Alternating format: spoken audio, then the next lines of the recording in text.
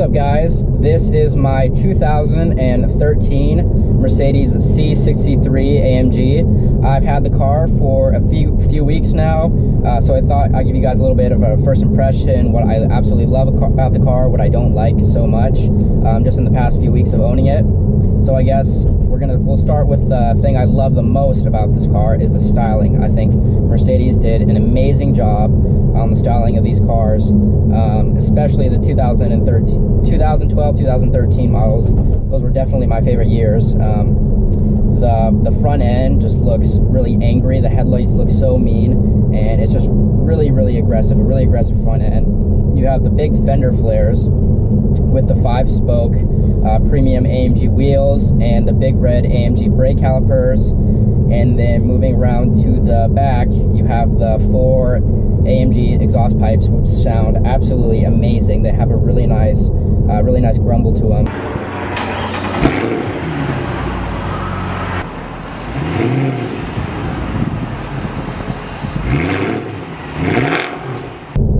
And then you have the carbon fiber AMG lip spoiler, and then the 6.3 badges on each side of the car. And I got it in white because I just think this car looks the best in white. Honestly, who doesn't? And then the interior. Let's talk about the interior. Mercedes, of course, is always going to have top-notch interior. Part of the reasons why I chose this over the M3, and I'm actually, I've wanted an M3 for as long as I could remember. Mercedes always does an excellent job on the interior, just super high quality, premium materials, and I wanted an M3. I wanted an M3 for past probably 6 years now, and decided on this actually. And the interior is part of the reason. The M3 interior doesn't even compare to these cars.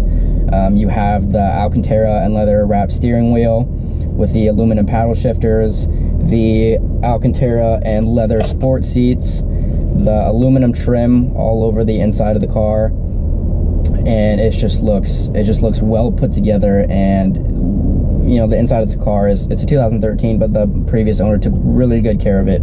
It's about 4 years old, but it still looks brand new. The entertainment system in this car isn't so bad. I've definitely dealt with worse. Usually these things, a lot of the time they can be pretty hard to navigate around, but I don't have any problems with this one at all. My phone connects to the Bluetooth right away. All the features are really easy to use, really accessible. On my gauges here, I have a little display of my music. I can change it to navigation, to trip, see how my oil temperature, my engine temperature, and yeah, I think they did actually a pretty good job with the entertainment system. I don't really have any huge issues with it besides the navigation system. The navigation system is super outdated. It looks like a Windows XP system, to be honest, and it's okay. I'm not too upset about that. I'm using my cell phone for navigation most of the time anyways, so yeah, not too mad about that one. But overall, it's a pretty decent entertainment system for that year, for 2013. And the sound system in here, I have the Harman Kardon Premium sound system, and it sounds amazing. It's super crisp, super clear, just the right amount of bass. The bass isn't too overpowering, and honestly, I like that. I like the crisper, clearer sound. I think it sounds much better, and honestly, can't say enough good things about the sound system in this car. It's an amazing sound system, and definitely worth the extra price you pay for it. Now let's talk about performance. Probably the #1 reason why anyone would buy this car in the first place. The C63 AMG 2013. This C63 AMG is sporting a 6.2 liter naturally aspirated V8 with 443 foot-pounds of torque and 451 base horsepower. Now, it does say 6.3 on the sides, and Mercedes markets it as a 6.3 liter for some reason, probably just trying to stay consistent with their models, but it's actually a 6.2 liter V8. Now, this is the #1 reason why I bought this car. It's a phenomenal engine. It sounds amazing. I love the naturally aspirated V8, and the performance is definitely there.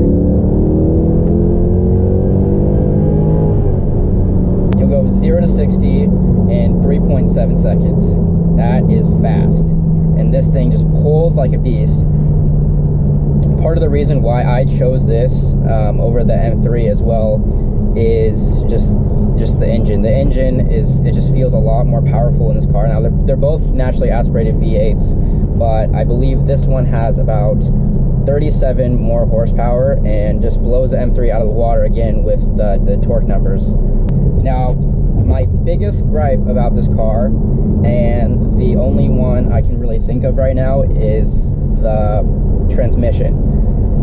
The transmission isn't the best compared to the M3 again. I've test drove a couple E92 M3s, which was the car, like I said, I was looking for before getting this.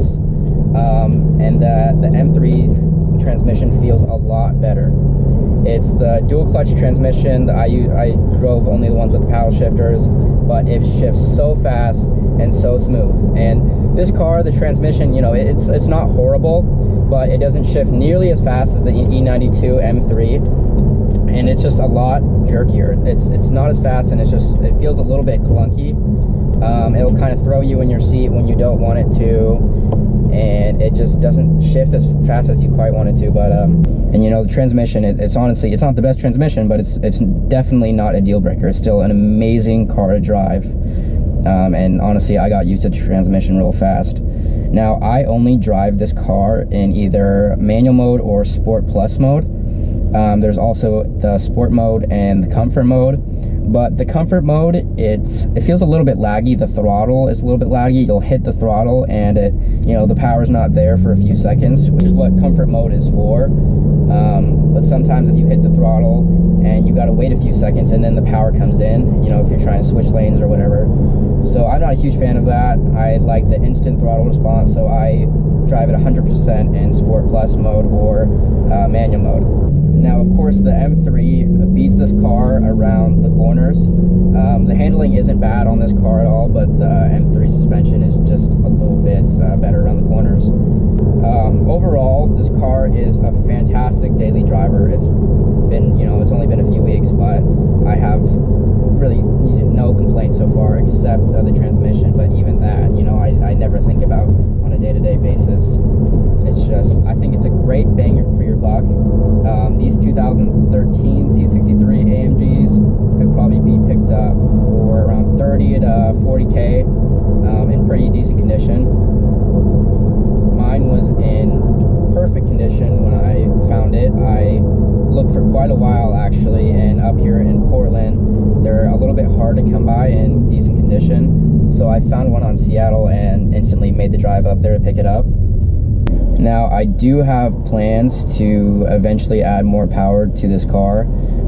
I just received a Eurocharged V5 tune, which Eurocharge claims it will give the car 545 horsepower and 494 foot-pounds of torque. And I picked that up for 700 bucks, and for that amount of money, that is a lot of power for that amount of money. So I'm super excited about that. I'm going to be putting that in the next few days here. And as for that, I know a lot of guys supercharge these cars, but being a higher end European car, the superchargers are definitely not cheap at all. So far I have no plans to supercharge it in the near future, but definitely eventually, if this car is reliable and doesn't have a ton of issues down the road, which I'm really hoping it will be, I definitely don't see why I wouldn't supercharge it. So it's just a matter of saving up that money. Another reason why I picked this up over the M3 is because I just saw too many people having reliability issues with those E92 M3s. One of the biggest things that scared me were the rod bearing issues, where people's engines actually seized up while they were driving, and that's, it wasn't super common, but that's a $25,000 repair to get a new engine. And as for these, I did extensive research on them before I got them. And as for this, I test drove it one day, and I just instantly fell in love. It feels a lot more solid than the M3, and it feels a lot more powerful. And as for reliability, I did a ton of research, and people generally haven't had really too much issues with this car. You know, off the top of my head, I can't really think of anything that's pretty common, a common issue that people have had with this thing. So I'm hoping it will be really reliable, and if it is, I plan to keep it forever. Don't really want to get rid of it. Like I said, I like these better than the new ones, so yeah, no plans on getting rid of it anytime soon.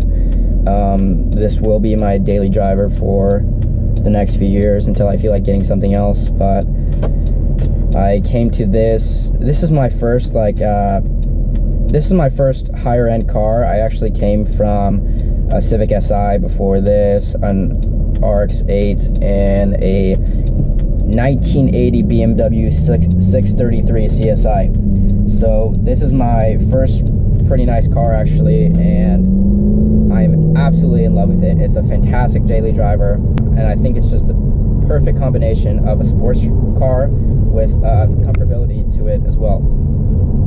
And like I said, I think this is a great bargain for your buck. But overall, this is an amazing car, an amazing daily driver. I do not regret the purchase at all. I am 100% happy with it, and yeah, I absolutely love this thing. So thank you guys for tuning in to this review, and I'll see you in the next one.